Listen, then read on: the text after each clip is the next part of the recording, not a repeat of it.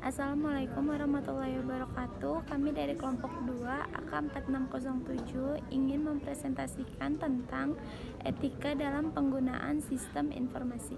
Sebelumnya, perkenalkan, nama saya Nindya Putri Septiani. Perkenalkan, nama saya Jessica Sibayang. Aku Krisna Setiawan. Agenda atau topik utama dalam presentasi ini itu ada 4, yaitu yang pertama pengertian etika dalam penggunaan sistem informasi, yang kedua ada konsep dasar etika, yang ketiga langkah analisa etika, yang keempat itu dimensi moral dalam sistem informasi, dan yang terakhir ialah tren teknologi pemicu masalah etika. Pengertian etika dalam penggunaan sistem informasi. Etika adalah prinsip-prinsip mengenai kebenaran dan kekeliruan yang bisa digunakan individu bertindak sebagai agen-agen moral bebas untuk membuat pilihan-pilihan untuk menuntun perilakunya. Menurut Laudon 2014-131, etika atau ethics adalah prinsip benar dan salah yang dilakukan individu sebagai makhluk moral yang bebas yang digunakan untuk membimbing perilakunya. Konsep dasar etika. Konsep dasar merupakan analisis dari sistem informasi dan mereka yang mengelolanya.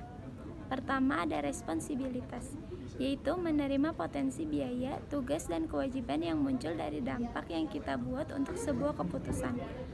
Selanjutnya ada akuntabilitas, yaitu fitur, sistem, dan lembaga sosial yang merupakan mekanisme untuk mengidentifikasi dan menentukan pihak yang mengambil tindakan dan pihak yang bertanggung jawab. Lalu ada liabilitas, yaitu mengizinkan individu dan perusahaan untuk memulihkan kerusakan yang dilakukan kepada mereka oleh pihak, sistem, atau organisasi lain. Dan yang terakhir ada due process, yaitu fitur terkait dari masyarakat yang memiliki hukum dan merupakan proses di mana hukum diketahui dan dipahami dengan kemampuan untuk naik banding ke otoritas yang lebih tinggi. Langkah analisis etika.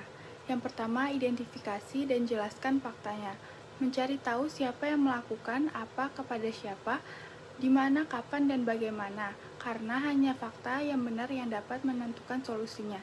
Kedua, definisikan konflik atau dilema dan identifikasi nilai-nilai tinggi yang terlibat. Para pihak yang terlibat etika biasanya akan merujuk pada nilai yang lebih tinggi, seperti kebebasan, privasi, perlindungan properti, dan sistem perusahaan bebas. Ketiga, identifikasi pemangku kepentingan. Pemangku kepentingan yaitu pemain permainan yang memiliki minat pada hasil yang telah berinvestasi pada situasi tersebut, dan biasanya yang memiliki pendapat vokal. Identifikasi ini akan berguna untuk merancang solusi nantinya.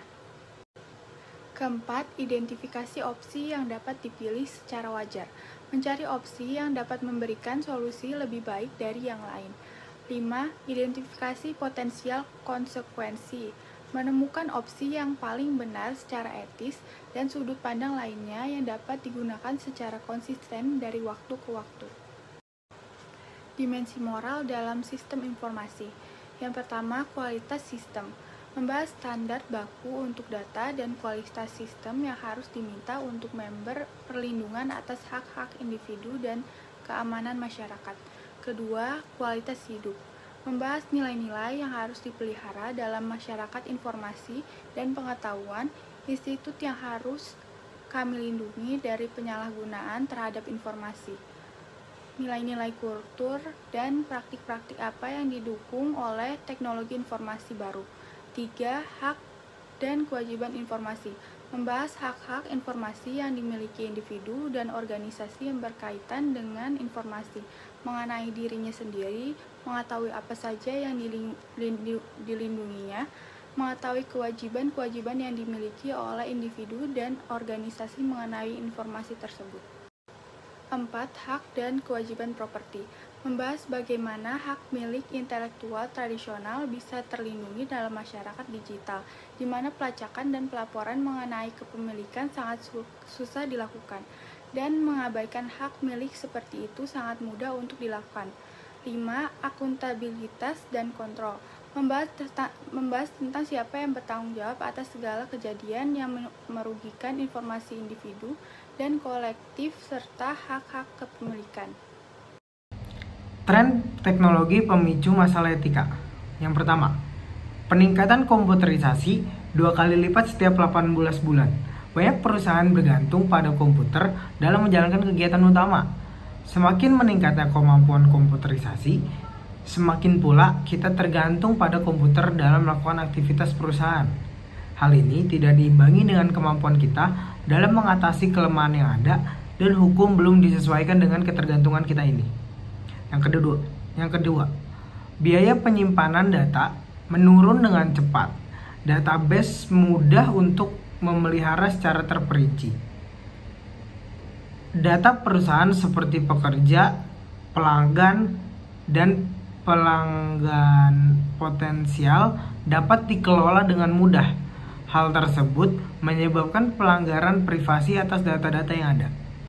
3. Kemajuan analisis data. Menganalisis data dalam jumlah besar guna mengembangkan profil secara terperinci. Perusahaan mampu memilah dengan terperinci data yang tak terhitung banyaknya dengan lebih mudah, mulai dari hutang Anda, kemana Anda pergi, dan apa yang Anda baca. 4.